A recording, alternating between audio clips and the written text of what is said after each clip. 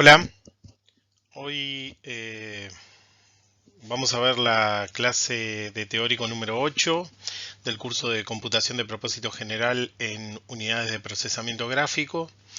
La clase 8, al igual que la 7, va a estar partida en dos pedazos. Que están viendo, en el que se va a ver algo más de patrones de cómputo, ¿no? O sea, estrategias generales de resolución de problemas que suelen aparecer cuando uno está trabajando en la GPU, digamos, problemas que suelen ser comunes, entonces existen estrategias conocidas ya para atacarlas. Y una segunda mitad en la que va a ser otro video en el que vamos a ver algunos aspectos de OpenCL, sobre todo centrado un poco en ver los paralelismos que tiene con CUDA. Como decía, vamos a ver algunos patrones de cómputo más de los que vimos la clase pasada. Los patrones que vamos a ver hoy van a ser stencil y scan. En stencil vamos a discutir varias ideas. Vamos a ver primero tiling o tiling. Em, También vamos a ver padding, que es una estrategia que se suele utilizar en muchos problemas. Y después vamos a ver cómo se puede, para este tipo de problemas, explotar la memoria constante y el caché. Vamos a comenzar entonces con el patrón stencil. Eh, el patrón stencil se caracteriza porque en general tengo que actualizar un conjunto de elementos de una grilla, ¿tá? De acuerdo a algún patrón que lo conozco a priori y que es fijo, ¿tá? La palabra stencil se podría traducir como una especie de plantilla, ¿no? Imagínense, por ejemplo, una imagen en 2 dimensiones y tengo, no sé, los valores de los píxeles y yo tengo que hacer una actualización que va a ser de alguna forma local a cada píxel y tengo que hacerlo muchas veces, ¿tá? Este, muchas veces para esa imagen, pero en general este tipo de patrón surge mucho en problemas o métodos que sean iterativos, o sea que voy a tener que hacer una secuencia de actualizaciones sobre la grilla, ¿tá? No es solamente que voy a tener que aplicar muchas veces el patrón sobre la grilla que tengo, sino que voy a tener muchas iteraciones de aplicación de ese patrón sobre la grilla, ¿tá? En general las grillas van a ser de 2 o de 3 dimensiones, ¿tá? Y en cada paso de tiempo yo tengo que actualizar todos los elementos de la grilla, ¿tá? Se pueden imaginar eso con una imagen, ¿no? En 2D, y es una especie de filtro que yo tengo que aplicar sobre un conjunto de píxeles, ¿tá? Yo qué sé, por ejemplo, las 8 celdas que están alrededor de un píxel. Tengo que hacer una cuenta con esos valores y en base a eso determino el nuevo valor del píxel, ¿ah? Eso lo voy a querer hacer por todos los píxeles de la grilla y eso sería un paso. Seguramente, o sea, un paso de iteración. Seguramente tenga que iterar varias veces para lograr lo que quiera. Bueno, el siguiente punto dice un poco esto que estaba diciendo, pero más genérico. O sea, para calcular el nuevo valor de cada celda de la grilla, voy a utilizar los elementos adyacentes de la matriz usando algún patrón regular de cómputo, ¿tá? Va a depender de mi problema, las características de ese patrón. Puede ser el que yo dije recién, de las 8 celdas que están alrededor. Podría ser las celdas en cruz, ¿no? La norte, sur, este, oeste. Podría ser cosas más grandes, ¿tá? Va a depender ahí un poco del problema que yo esté intentando resolver, ¿tá? Pero esta es una estrategia general, es un problema que suele aparecer en muchos problemas de muchas cosas distintas, ¿tá? Acá ahora en el punto siguiente hay una lista de tipos de problemas en los que suele aparecer, por ejemplo, resolución de ecuaciones diferenciales en derivadas parciales, autómatas celulares, el método Gauss-Seidel, procesamiento de imágenes, una especie de autómata celular que lo pueden que lo pueden conocer, digamos, y que aparte en el último tiempo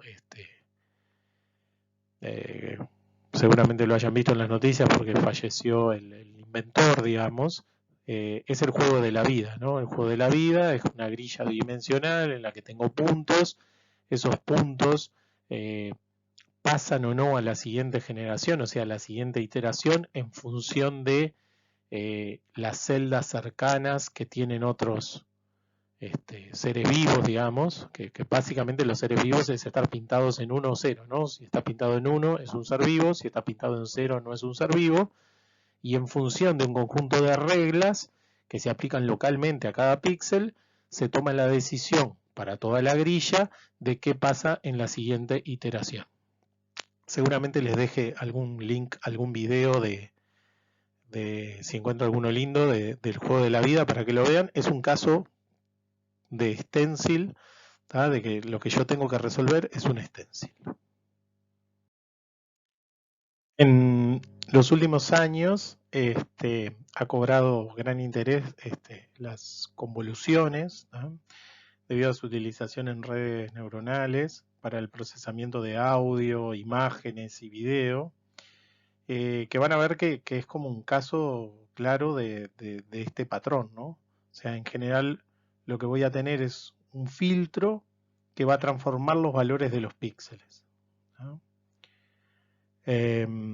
Y básicamente lo que voy a tener que aplicar es una operación matricial en la que cada elemento de la salida va a ser una suma ponderada de un subconjunto de los elementos de entrada vecinos, ¿tá? Y voy a tener máscaras que me van a definir los pesos que voy a utilizar para el cálculo de esa suma ponderada. O sea, no es que estoy usando solamente los valores, ¿no? En el ejemplo que decía hoy, yo tengo mis 8 vecinos y para actualizar el siguiente valor tengo que hacer algo, pero no es que estoy usando solo el valor de eso, sino que le voy a aplicar esa máscara. O sea, es decir, al que está en el noroeste lo vas a multiplicar por 4 y se lo vas a sumar a el que está en el norte multiplicado por 3, que se lo vas a sumar al que está multiplicado al noreste multiplicado por 2 y así sucesivamente. Ahora lo vamos a ver con un ejemplo lineal para que quede más claro, pero es como que tengo una máscara adicional que me pondera los valores cercanos al píxel que estoy procesando. Bien, entonces vamos a ver el ejemplo de una convolución en una dimensión, ¿tá? Que se suelen utilizar para procesamiento de audio. Para imágenes no tiene mucha gracia, pero para fijar las ideas y entender cómo funcionan las convoluciones, es interesante. En general las máscaras suelen tener un largo impar, ¿tá? Por simetría, porque es más fácil, como en general lo que hago es actualizar el de la posición del medio, ¿tá? Si tuviera máscaras de largo par sería ahí tendría unas situaciones un poco asimétricas, sería raro como pensar alguna aplicación de ese estilo. Entonces, acá si tenemos la máscara que está definida acá, ¿tá? La máscara es la que tiene los valores 3 para la primera posición, para la posición 0, 4 para la posición 1, 5 para la posición central, que es la que estoy actualizando, 4 para la posición 3 y 3 para la posición 4. Si se fijan es como darle mayor peso al valor en el cual estoy centrado.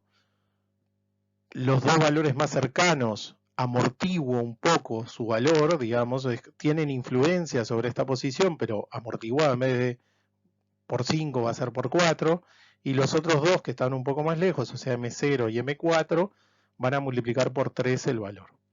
Entonces, si tengo un vector n con los valores que están ahí en el ejemplo, y voy a actualizar la posición n2, ¿tá? Cuyo valor es 3 en el paso en T0, digamos, lo que yo tengo que hacer es multiplicar n0 por m0, ¿no? Acá está la fórmula para calcular el valor en el siguiente paso. Entonces, n0 por m0 me da 3, n1 por m1 me da 8, n2 por m2 me da 15, n3 por m3 me da 16 y n4 por M4 me da 15. Tengo que hacer la suma de todo eso y ese es el nuevo valor en el tiempo T1. ¿Ah? Fíjense que los otros también fueron actualizados. ¿Ah? O sea, cuando yo vaya a pasar del tiempo T0 a T1, voy a tener que computar este patrón para cada una de las posiciones de mi grilla. Bien, entonces, por ejemplo, si quiero computar para otra posición de la grilla, por ejemplo, para N3, bueno, vuelvo a aplicar lo mismo. Lo que pasa es que ahora mis vecinos van a ser N1 y N2 y N4 y N5. ¿Ah? Otra vez, aplico la multiplicación, entonces tengo N1 por M0, N2 por M1, N3 por M2, N4 por M3 y N5 por M4. ¿Ah? Obtengo los 5 valores, los sumo y con eso tengo la actualización de el valor de la posición N3, que ahora se llama P3 en el próximo estado de tiempo, digamos, en T1, pongámosle, y con eso voy corrigiendo. Fíjense que yo tengo que este patrón aplicarlo en todas las celdas de la grilla, ¿no? Bueno, en los bordes vamos a tener que hacer algún tipo de corrección, porque cuando tengamos que procesar las celdas N0 y N1, vamos a tener un problema de que cuando procese N1 me va a estar faltando una celda a la izquierda y cuando procese N0 me van a estar faltando dos. Lo mismo me va a pasar en el borde derecho, ¿no? Acá el vector suponemos que es bastante más largo que esto, ¿no? Pero en la última celda me van a faltar dos celdas a la derecha y en la penúltima van a estar faltando una a la derecha. ¿Tá? Ahí, bueno, va a depender un poco del problema, cuál de estas estrategias sea la más razonable de usar, digamos. La más sencilla es agregar ceros, ¿no? O sea, considerar que esas celdas ficticias existen, que el valor que tienen es 0, y bueno, y en el momento de hacer los cálculos es multiplicar la plantilla por 0 para esos valores, ¿no? Acá en el ejemplo, tenemos para la primera posición, ¿tá? Estamos tomando este 0 que cae afuera de la grilla, entonces el primer valor acá me da 0. Y bueno, y eso tiene un impacto cuando cargo los valores, cuando calculo el valor total, ¿no? Otra opción podría ser, por eso digo, esto es muy dependiente del problema, ¿no? Una opción podría ser repetir los valores del borde, ¿no? O sea, decir, bueno, si el valor que estaba es un 1, el valor ficticio que tengo que inventarme para que poder aplicar el patrón de cómputo es un 1. ¿Tá? Esos son dos criterios como sencillos que se suelen usar para determinar los valores de borde. Para agregar los ceros, en general, me va a bastar con poner un if adentro del loop que calcula el nuevo valor. ¿Tá? No es que voy a tener que definirme una grilla más grande en la que efectivamente voy a guardar los ceros. ¿Tá? Voy a preguntar si me estoy cayendo fuera del borde y si me estoy cayendo fuera del borde, esos valores van a ser 0. Ese en general suele ser la estrategia más sencilla porque es fácil de calcular y de resolver. Bien, entonces vamos a ver el ejemplo de cómo sería el código para la convolución en una dimensión. Tenemos el kernel recibe un vector n, que es el que tiene los elementos, digamos, en el instante t0, un vector m, que va a tener las máscaras, el vector p, que es donde voy a almacenar los resultados, el ancho de la máscara en mask width y el ancho de los elementos del vector n, digamos, que son los que yo voy a querer procesar en width. Lo primero que voy a hacer es calcular el índice del hilo, ¿no? El índice con el que va a tener que trabajar. Para eso me fijo en función del identificador de bloque, la cantidad de hilos que tienen los bloques y mi identificador de hilo. Y con eso voy a tener un identificador único que me va a dar la posición que yo tengo que procesar en el vector n. Voy a tener una variable p-value que va a ser para acumular el resultado. Voy a calcular la posición a partir de la cual tengo que procesar, que va a ser desde la posición I menos la mitad de la máscara. Acuérdense que si bien más width es un impar, como estoy haciendo la división entera, eso me va a dar, como estoy haciendo la división y los dos valores son enteros, me va a dar la división entera. Así que en el caso del ejemplo que era 5, eso me va a dar 2. Y bueno, lo que voy a hacer después es un for. Esto, acuérdense que lo está haciendo cada uno de los hilos, ¿no? Cada uno de los hilos está haciendo ese for, en el que desde 0 hasta el tamaño de la máscara, lo que va a hacer es, vamos a ver lo que se ejecuta dentro del if, que es lo primero que más fácil, después vemos cuál es la condición del if.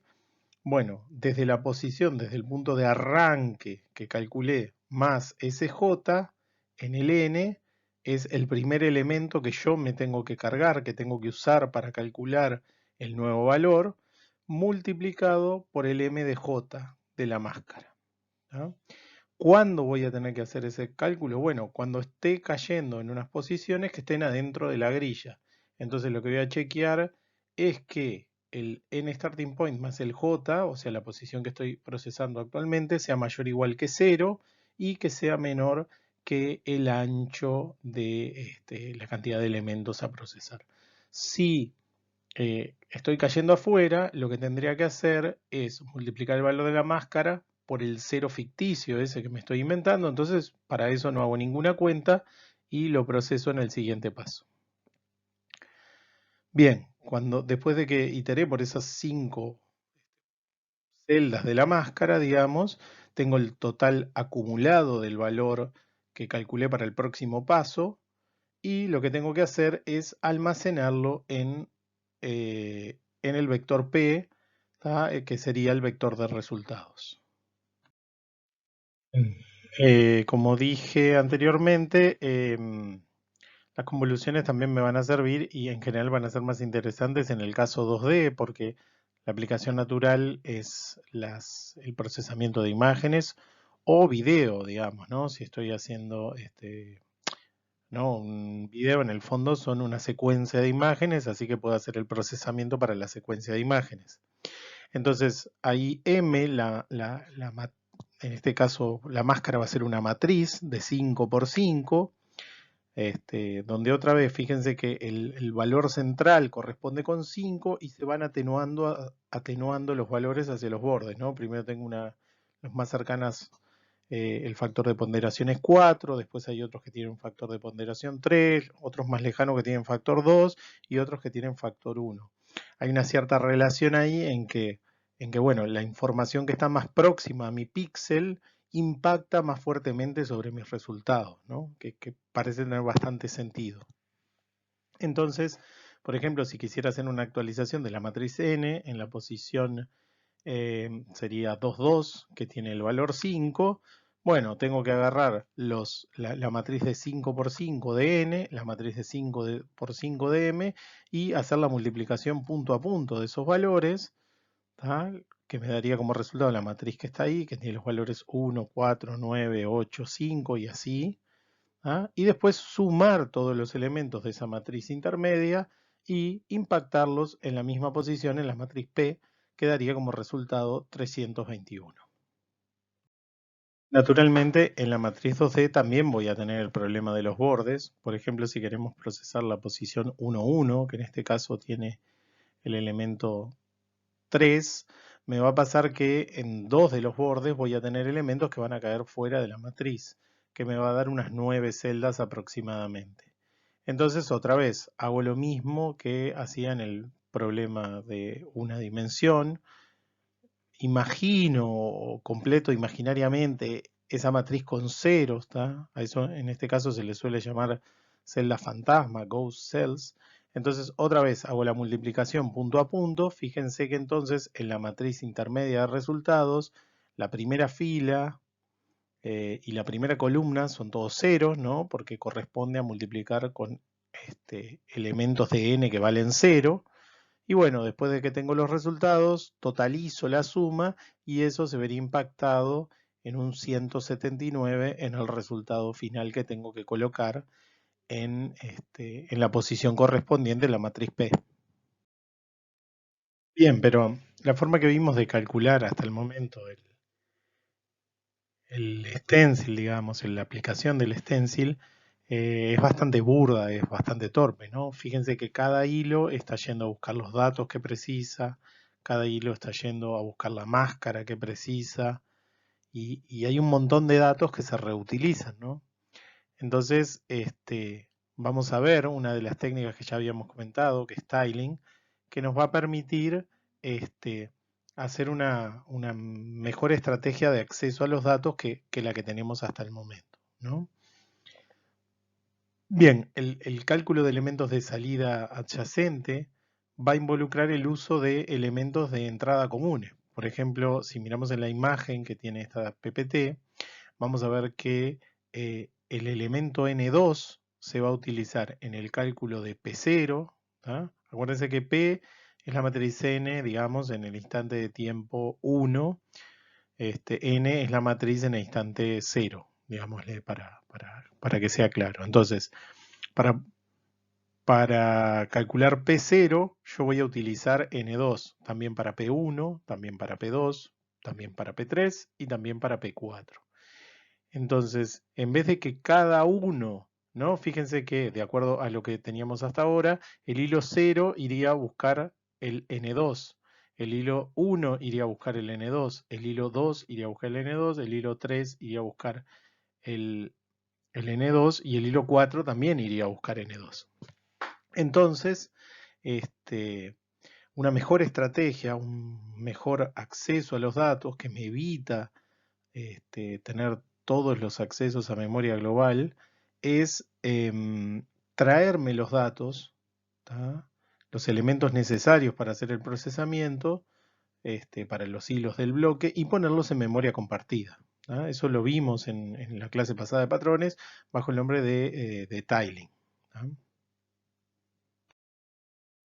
La pregunta que surge naturalmente cuando voy a hacer eso es, bueno, ¿cuántos elementos voy a precisar, ¿no? O sea, el bloque, ¿cuántos elementos va a tener que cargar previamente para poder procesar una cierta cantidad de elementos?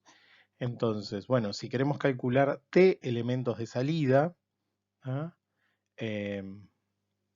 Vamos a precisar T más el ancho de la máscara menos un elemento para procesar los T elementos de salida. ¿tá?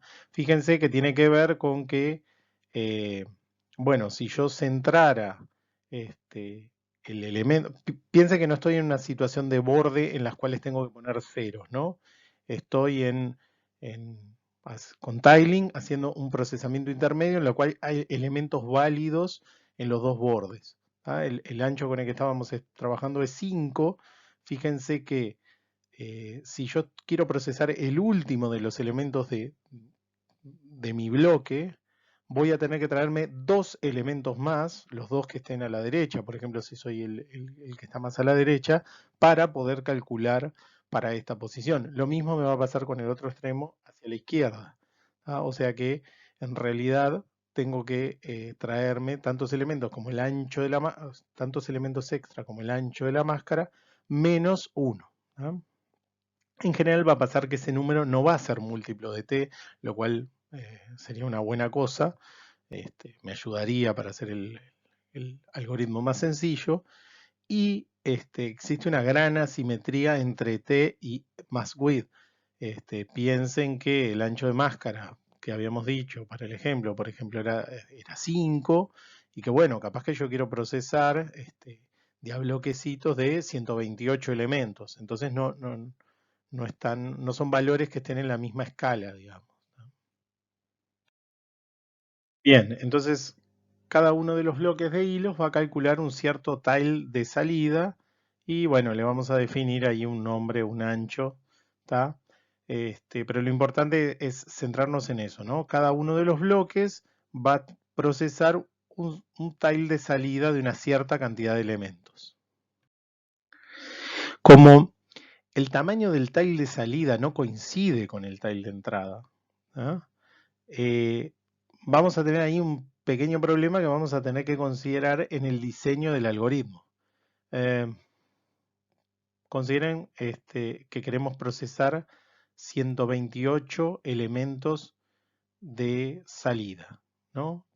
Dijimos, ¿no? De acuerdo a la fórmula que vimos, para poder cargar, para poder procesar esos 128 elementos de salida, yo voy a procesar, voy a precisar 132 elementos de entrada. Entonces, lo que tengo que ver es cuál de estos valores voy a tener en cuenta al momento de diseñar el bloque, o sea, de cuántos hilos efectivamente voy a tirar. Por ejemplo, una de las opciones es la alternativa de diseño 1, o sea, el tamaño de cada bloque de hilos coincide con el tamaño del tile de salida. En este caso, 128 es un lindo número para tirar esa cantidad de hilos.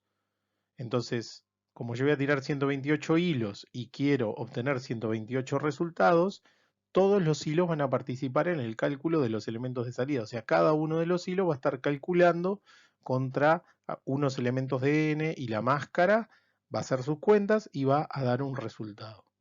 Pero el problema es que yo en realidad necesito 132 datos. Entonces, algunos de los hilos van a tener que cargar más de un elemento en memoria compartida. ¿Ah? O sea, en este caso va a haber 4 hilos que deberían cargar un elemento adicional, por ejemplo, ¿no? O bueno, depende cómo lo programe, ¿tá? Pero yo voy a precisar que algún hilo haga un esfuerzo adicional en la lectura. La otra alternativa de diseño 2 sería que el tamaño de cada bloque de hilos coincidiera con el tamaño del tile de entrada, ¿tá? Entonces, ahí, teniendo un ejemplo similar, si yo voy a tirar tantos hilos como el tile de entrada, capaz que en vez de procesar 128 y leer 132, lo que voy a hacer es leer 128 y procesar 124 de salida. No sé, ahí habría que verlo con algún ejemplo práctico para ver cómo conviene que tire eso. Fíjense que otra vez estamos con todas las restricciones de los tamaños de warp, de que es bueno que sea múltiplo de 32 la cantidad de hilos. Entonces, por lo menos yo en principio tendería a pensar en tirar 128 hilos y, bueno, entonces procesar solamente 124 por tile. Entonces, en la alternativa 2 tenemos que el tamaño de los bloques de hilos coincide con el tile de entrada. Pero fíjense esto, que si yo voy a estar tirando 128 hilos y quiero procesar 124 elementos, van a haber hilos de los que yo tiro que no van a participar en el cálculo. ¿Ah? O sea, van a haber 4 hilos que no van a hacer cuentas, porque no pueden, porque no tienen elementos para los cuales hacer cuentas. ¿Ah? También podría ser con 132 y 128, que yo tirara 132 y en realidad 128 son los que están haciendo cuentas. ¿Ah? Pero habría que ver cuál de los casos conviene más. Todos los hilos van a tener que cargar un elemento en memoria compartida. En este caso, volvamos a ver el caso con 128. Si yo estoy tirando 128 hilos, que es el tamaño que me determina el conjunto de entrada, cada uno de los hilos tiene que leer un elemento para poder almacenarlo en la memoria compartida. ¿Ah? Ahí no tengo una decisión a priori mejor que la otra, habrá que ver dependiendo de los valores y de los casos, pero las dos estrategias de diseño son igualmente válidas. Bien, discutimos las generalidades de tiling, ¿no? De cómo podríamos aplicar sobre Stencil, ¿no? Cómo me mejorarían este tipo de problemas. vamos a discutir brevemente otra idea que también es interesante y que se suele aplicar cuando tengo esténciles en 2 dimensiones. A esta técnica se la conoce con el nombre de padding. ¿Tá? Em, en general, cuando yo quiero hacer lecturas en la memoria global, yo voy a querer que las lecturas coincidan con el tamaño de los segmentos que yo tengo en memoria. Lo que me puede llegar a pasar es que dependiendo del ancho de mis datos y de la cantidad de datos de lo que yo estoy representando, eso no me pase. ¿Ah? Por ejemplo, no sé, acá tenemos una matriz de 3×3 y lo que me va a pasar es que eso, por el ancho de los datos, difícilmente me calce en segmentos como yo los necesite para procesar. Eso me va a agregar un montón de problemas porque van a haber hilos que estén en un mismo warp que van a estar leyendo en segmentos distintos. Eso me va a pasar aparte en todos los warps. Entonces voy a estar generando seguramente el doble de lecturas de las que precise para procesar un cierto conjunto de datos, ¿no? Entonces hay una técnica que es bastante ingeniosa, que es la que se conoce con el nombre de padding, que es básicamente agregar columnas para que la cantidad, las dimensiones de esa matriz cierren con algo lindo, digamos, con números que me permitan hacer un buen procesamiento. Eh, por ejemplo, en la matriz que tenemos acá de ejemplo, se agregaría una última columna. Esos serían los elementos que se les llamaría padded elements. Y bueno, tenemos una representación gráfica de cómo quedarían esos elementos corridos en función de que estoy agregando esos valores. ¿Con qué agrego en esos valores? Bueno, básicamente podría poner 0. Yo no quiero afectar mis cuentas, afectar mis cálculos. Lo único que yo quiero es que las cosas le calcen mejor a la GPU de forma de acelerar mis tiempos de cómputo. Esta estrategia se utiliza mucho en álgebra lineal numérica, porque da muy buenos resultados, sobre todo en las arquitecturas más viejas. Cuanto más viejas eran las arquitecturas, si se acuerdan, el problema de las lecturas cuales era bastante peor que lo que es hoy en día. Entonces, en esos casos, era una estrategia que lograba mejorar varias veces el tiempo de ejecución solamente agregando columnas para que las cosas calzaran y todas las lecturas correspondieran a lecturas ordenadas por segmento. La tercera y última mejora que vamos a discutir en la clase de teórico para Stencil es la utilización de memoria constante y caché para la máscara. Si analizan el código que vimos hace un rato, la máscara va a ser usada por todos los hilos y ninguno de ellos la modifica, ¿tá? Es un dato claramente de entrada del kernel. Yo no voy a hacer ningún tipo de cambios. También es un conjunto de datos chico, ¿no? Y tiene otra particularidad, que es que todos los hilos del warp van a estar accediendo a la misma posición de la máscara en el mismo paso de tiempo, ¿tá? Si se acuerdan, teníamos un for en el que cada uno de los hilos iba y hacía la cuenta, entonces todos van a estar pegando en el mismo M a la misma vez, ¿tá? Bueno, en vez de tener eso en memoria global y de tener la suerte o no de que eso caiga en caché o no caiga en caché, porque ahí va a depender de los otros datos, ¿tá? De cuántos datos estoy procesando y ese tipo de cosas, tenemos la posibilidad de utilizar la memoria constante. La memoria constante utiliza fuertemente el caché de la GPU y eso va a acelerar las lecturas.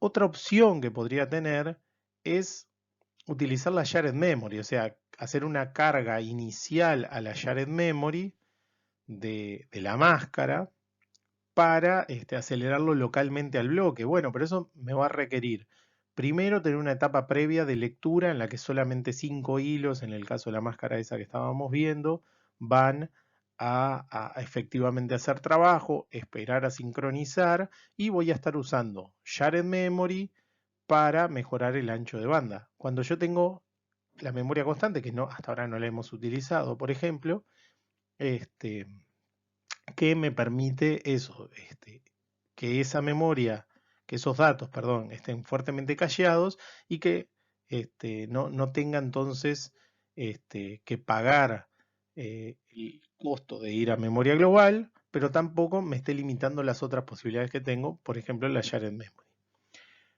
¿Cómo se puede hacer eso? Bueno, yo puedo indicarle al compilador con la forma que está escrita ahí, usando const infra-restrict infra-infra- que ese parámetro puede ser cacheado en memoria constante. Entonces, el compilador cuando ve eso, esos datos automáticamente los tira a memoria constante y los cachea. ¿Tá? Esa mejora, digamos, obviamente que acá capaz que depende mucho del tamaño de datos y todo eso, capaz que en algún tipo de problema esa memoria esa mejora es imperceptible, digamos, pero bueno, tiene que ver con hacer un buen diseño de la solución con la que estamos trabajando. Vamos a ver a continuación scan. Bien, entonces el algoritmo de scan es uno de los algoritmos más estudiados de la computación paralela. Esto tiene que ver con que es un algoritmo interesante ya que permite convertir una estrategia que a priori, una estrategia de cómputo que a priori es secuencial en una estrategia paralela. ¿No? Y existen formas de realizar implementaciones eficientes de este algoritmo en forma paralela. Para entender un poco más cómo se hace esto, vamos a tener que entender primero bien qué es un scan. Se puede definir formalmente la operación scan a partir de un operador binario, que hay una limitación importante y es que tiene que tener la propiedad de ser asociativo, y un arreglo de elementos, por ejemplo, elementos x0, x1 hasta xn-1. Entonces, lo que nosotros, cuando queremos calcular el scan de ese operador aplicado al vector, el resultado que esperamos encontrar es un vector que se compone también de n elementos, en el que el primer elemento es x0, el segundo elemento es la aplicación del operador a x0, x1, el segundo elemento es la aplicación del operador x0, x1 y el resultado quede aplicado al operador x2 y así sucesivamente hasta que el último elemento es la aplicación del operador a x0, x1 seguido de x2, x3, así hasta xn-1. ¿Ah? Si para fijar ideas vamos a considerar un operador particular y un ejemplo para entender bien qué hace esta operación. O sea, ¿qué hace bien el scan, digamos? Entonces, bueno, si tomáramos la suma como el operador binario que vamos a usar y tomamos un arreglo que se compone de los siguientes elementos, 3, 1, 7, 0, 4, 1, 6 y 3, el resultado que esperaríamos obtener en la primera posición coincide con el 3, en la segunda lo que tengo es la suma de la posición anterior, o digamos lo puedo deducir del primer vector de las primeras dos posiciones, 3 más 1, que me da 4. En la tercera posición tendría que tener la suma de x0 más x1 más x2. O sea que ahí tendría 11 y es el valor que tengo colocado acá. Ahora en la siguiente posición tendría que sumar los tres primeros más el de la cuarta posición, me vuelve a dar 11. Y así sucesivamente, hasta el último en el cual tengo la suma completa de los elementos del vector. Si lo piensan, esto es un algoritmo que es claramente, o sea, la idea, ¿no? Estamos pensando en paralelismo. La idea conceptual es bastante secuencial, ¿no? Porque ¿cómo calcularía los elementos? Bueno, copio el primero y después, para calcular el siguiente elemento, lo que tengo que hacer es, al valor acumulado parcial que tengo en la posición anterior, le sumo el elemento del vector original de esta posición. O sea, en 4 lo que tengo que hacer es al 3 anterior sumarle el 1 de esta posición. Y ahí tengo 4. ¿Cómo obtengo el siguiente? Bueno, al acumulado anterior, que es 4, le sumo el valor del elemento en la posición actual, 7. Pero fíjense que para irlo resolviendo, yo necesito la solución del paso anterior y entonces tengo una noción de secuencia que que es como inherente al problema que estoy intentando resolver. Es decir, si tuviéramos que plantear cuál es la idea del algoritmo con un código, con un pseudocódigo en C, básicamente lo que tendríamos que hacer es, para la primera posición, copiar directamente el elemento de la entrada, ¿tá? En out de 0 voy a colocar int de 0, después lo que vamos a tener que hacer es un for desde 1 hasta n-1, que lo que va a hacer es calcular el valor actual como el out del j-1, o sea, de la posición anterior, y aplicarle la función que tenga que aplicarle, ¿tá? A el vector de entrada, ¿tá? En la posición j. ¿tá? Estoy agregando el elemento nuevo. En este caso es la suma, bueno, esa función devuelve, en este caso sería directamente el valor, pero podría ser que tenga que hacer otra cosa con eso, no sé, que esté buscando, no sé, el mínimo o alguna otra cosa. No tiene por qué ser solo una suma, ¿no? Estamos pensando en el scan en genérico. Y lo que vamos a querer tener es algo que nos permita calcularlo en paralelo, o sea que para todos los valores de j yo pueda de alguna forma, a partir del vector de entrada y el cálculo de la función, obtener valores temporales de alguna forma y a partir de esos valores temporales me construya el resultado definitivo. Planteándolo un poco más en concreto, nosotros lo que queremos es, dado una secuencia x0, x1, x2, calcular un nuevo vector resultado y0, y1, y2, tal que, vamos a pensarlo con la suma para que sea más fácil, tal que y0 sea igual a x0, y1 sea igual a x0 más x1, y2 sea igual a x0 más x1 más x2 y así sucesivamente. Entonces yo pondría definirlo de forma secuencial utilizando la definición recursiva que vi en el ejemplo anterior, ¿no? Si yo tengo el valor anterior, ¿no? Hoy lo planteamos en términos del vector, pero bueno, acá lo podemos plantear como si fueran unas definiciones recursivas, o sea, si yo tengo el valor de y1, yo puedo calcular y2 como y1 más x2. ¿Ah? Del mismo modo, puedo seguir con cada uno de ellos. Esa sería la solución secuencial, pero nosotros queremos hacer una solución paralela que trate de calcular de alguna forma todos estos valores a la vez, que trate de explotar el paralelismo que yo tenga en una plataforma. Entonces, el primer enfoque, el más sencillo, un enfoque bastante naive, sería asignarle un hilo a cada elemento de Y que yo quiero calcular, ¿no? Entonces, ¿qué es lo que haría? Cada hilo sumaría todos los elementos que precise. O sea, el primer hilo, el hilo 0, sumaría x0 y con eso ya tendría su resultado. El hilo 1 sumaría x0 y x1. El hilo 2 sumaría x0, x1 y x2. Esto tiene un problema muy grande para el paralelismo, que lo mencionamos cuando vimos computación paralela y ese tipo de cosas.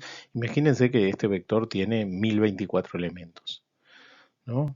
El vector 0 va a estar haciendo nada, devolviendo el valor de entrada que recibió. El hilo 2 o el hilo 1 va a estar sumando 2 elementos, el hilo 2 va a estar sumando 3, pero el hilo 1024 va a estar sumando 1024 valores.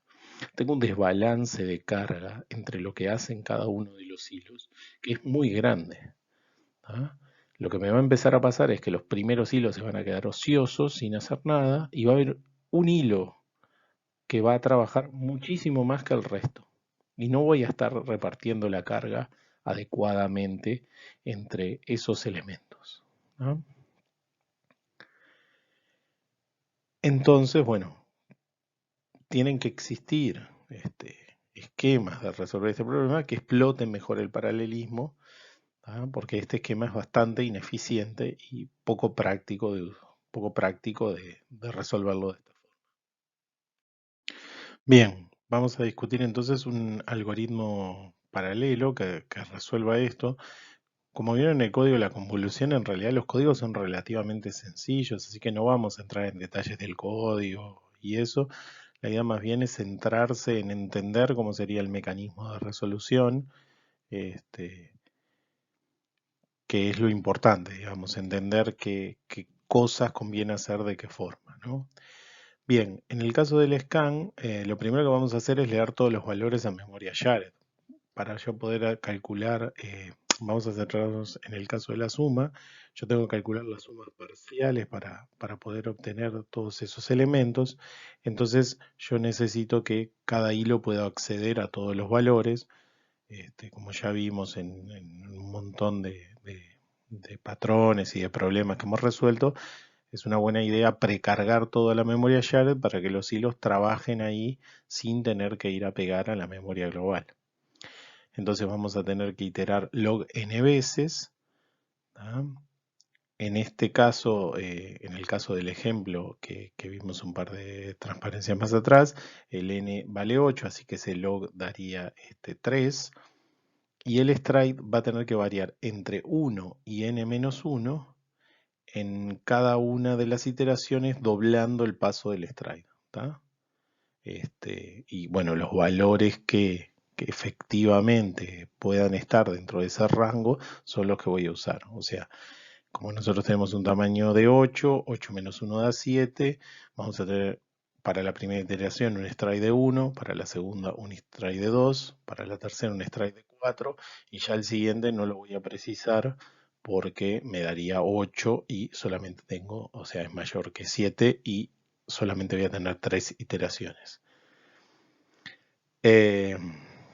Bien, estos esquemas me van a requerir usar barreras de sincronización antes de leer y antes de escribir, primero para asegurarme que todos los otros hilos actualizaron los valores para que yo pueda proceder a realizar la próxima iteración, ¿no? Entonces, lo que va a hacer en el paso 1 es todos los elementos que están que no tienen que procesar, lo único que hacen es copiar los elementos hacia abajo, ¿no? En este caso, el 3 se copia directamente y después, con un stride o paso de 1, lo que hace es suma desde un elemento el que tiene a un paso a la izquierda, ¿no? Entonces, al 1 lo suma con el 3 y da 4. Al 7 lo suma con el 1. Están las dos flechitas negras que entran en el símbolo redondito de suma. Entonces tenemos el 7 más el 1 da 8, el 7 más el 0 da 7, o sea, el 4 más el 0 da 4, el 1 más el 4 da 5, el 6 más el 1 da 7 y el 3 más el 6 da 9. Eso es lo que hicimos en el primer paso. Y fíjense que ahí ya tenemos resuelto la posición 3, la posición 1, digamos, que es el 3, y la posición 2, que es el 4. Para el segundo paso del algoritmo, ahora el stride, o sea, el paso, digamos, o la cantidad de elementos que tengo que tomar, es el que está 2, o sea, el stride es 2, o sea, tengo que tomar el que está 2 más hacia la izquierda.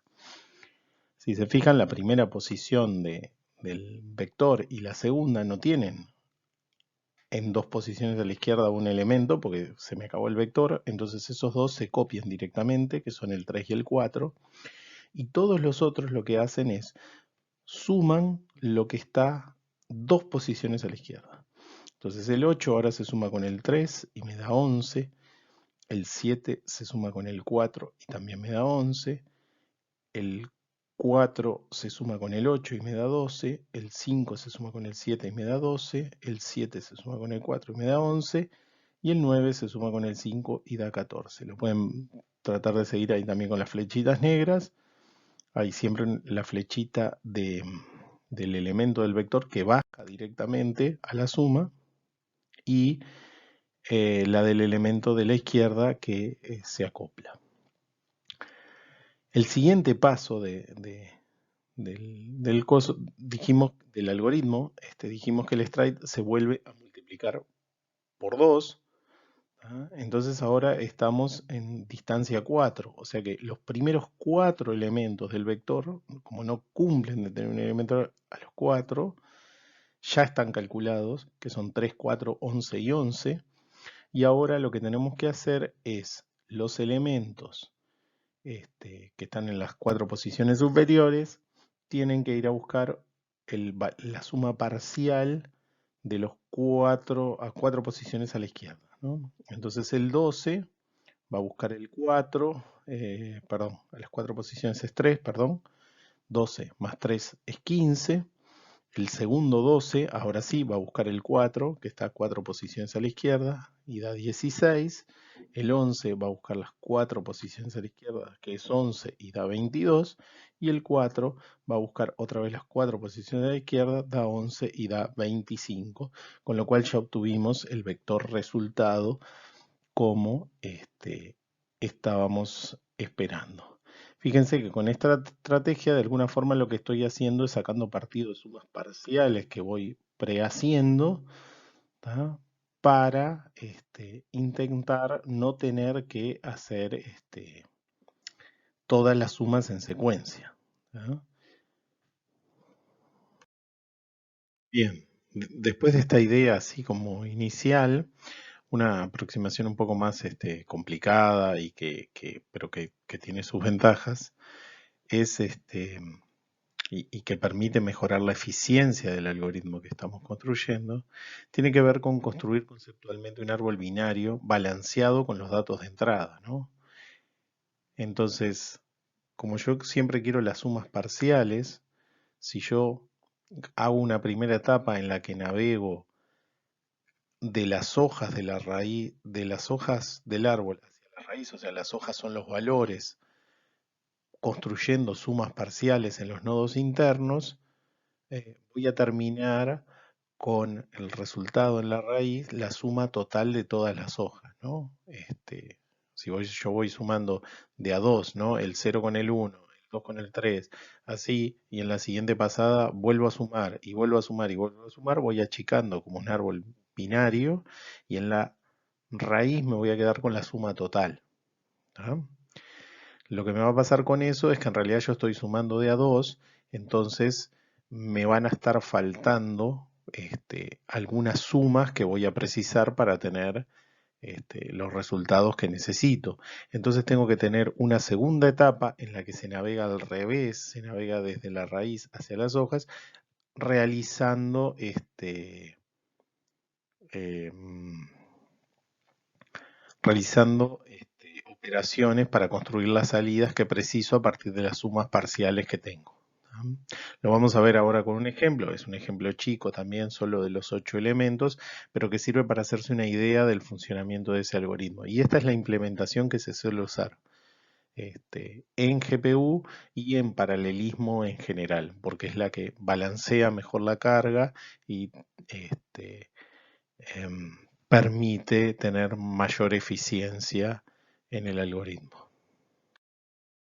Entonces, para entender esta estrategia, vamos a verlo con un ejemplo. Tenemos un vector de 8 elementos de x0 a x7 y lo que vamos a hacer es una primera pasada en la que sumemos de a 2 los elementos, o sea, un hilo va a sumar x0 con x1 y lo va a colocar en x1, otro va a sumar x2 con x3 y lo va a colocar en x3, otro va a sumar x4 con x5, colocándolo en x4 y x5, y otro x6 y x7 colocándolo en x7. En esa pasada de 8 valores llegamos a 4. Vamos a hacer un nuevo paso de reducción, o sea, vamos a seguir sumando a 2.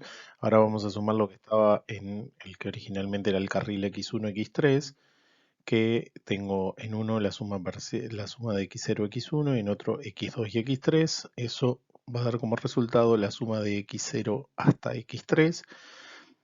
Y si miramos en el otro paso, ahora me va a quedar una subsuma que tiene de x4 a x7. Y en el último paso de la reducción, si sumo los dos valores que tengo, que están en el carril x3 y x7, uno tiene la suma de x0 a x3 y el otro tiene de x4 a x7, obtuve la raíz que tiene la suma de todos los elementos del vector. ¿Tá? Los que aparecen pintados de amarillo son los que el, el valor que queda en el carril al final de la reducción en esta PPT. Entonces en el carril X0 va a quedar X0, que es el valor que estamos esperando. En el carril X1 va a quedar X0, X1, que es el valor que también tiene que quedar, que es correcto. En el X2 tenemos X2 por ahora. En X3 tenemos X0 sumado hasta X3, o sea que ese también es uno correcto, ya es lo que precisamos. En X4 sigue estando X4. En X5 está X4 más X5. En X6 sigue estando X6. Y en X7 tenemos de X0 a X7. O sea que ya tenemos resueltos el carril X0, X1, X3 y X7. O sea, hay 4 carriles en los cuales ya tenemos el resultado definitivo que esperamos. Ahora vamos a tener que hacer una etapa a la inversa, digamos, en la que vayamos haciendo sumas en el sentido contrario, digamos, para obtener los valores definitivos que precisamos. En la fase de reversa, o sea que viene después de la reducción, si miramos los valores iniciales, ¿no? Es repasar un poco lo que vimos en la PPT anterior, pero que nos sirve para darnos cuenta bien cuáles son los valores que tenemos ahora. X0 en el primer carril, X0 más X1 en el segundo, X2, X0, X1, X2, X3 en el cuarto, X4, la suma de X4 y X5 en el siguiente, X6 y la suma de todos. ¿Tá? Bien, entonces antes de realizar el último paso, digamos, en esta posreducción, hay algunos valores que voy a tener que sumar, que son como casos particulares que van a requerir sumar cosas a valores centrales para después en un solo paso, digamos, de iteración poder resolver el resto de las sumas. En este caso, lo que voy a precisar es hacer la suma entre las sumas parciales de x0 y x3 más la de x4 y x5 y con eso ya voy a tener un resultado más definitivo. O sea, voy a tener el del primer carril, el segundo, el del cuarto, el del sexto y el del octavo. Esos ya van a ser definitivos. Ahora, si nos fijamos qué nos va a estar faltando en los otros carriles para completar el cómputo, o sea, fíjense, en el carril de x2, para que yo tenga la suma parcial de todos los elementos, me está faltando x2 sumarle lo que está en su carril izquierdo. Si le sumo lo que está en su carril izquierdo, ya tengo el resultado de todas las sumas. Si miro x4, que es el otro que está faltando, ¿qué es lo que me falta para tener la suma completa hasta x4? Bueno, sumarle lo que está en su carril izquierdo, porque ya tiene las sumas hasta x3. Y si miro x6, ¿qué es lo que le falta? Le falta todas las sumas de la izquierda de él, que ahora van a estar en su carril izquierdo, porque va a tener las sumas de x0 a x5. ¿Ah? Si yo no resuelvo estos pasos intermedios ahora, lo que me va a pasar es que en el siguiente paso no voy a haber logrado resolver el problema completo. ¿Ah? Entonces, hay para algunos subcasos, hay que verlo en función de los tamaños de los vectores y eso, que se requiere como un paso de hacer algunos movimientos, unas sumas particulares. Y en el siguiente paso vamos a ver que después de que yo ya calculé esa suma, lo único que tengo que hacer es impactar las sumas que mencionaba anteriormente. O sea, si hago el x2 más su carril izquierdo, tengo la suma de todos los elementos hasta ahí que me faltaban. En x4 otra vez hago lo mismo, sumo el carril izquierdo y tengo los resultados de todas las sumas. Y en x6 también hago lo mismo y sumo lo del carril izquierdo y tengo los resultados de todas las sumas. Y con eso obtuve todas las sumas parciales. Esta estrategia que arma el árbol binario y va calculando hacia la raíz y que después empieza desde esos valores como armar un árbol hacia abajo para tener el cálculo en esta etapa de posreducción o fase reversa, es la más eficiente y permite en menor cantidad de pasos y con la menor cantidad de subsumas, digamos, o de sumas parciales, realizar el cálculo eficiente y en forma paralela del escáner.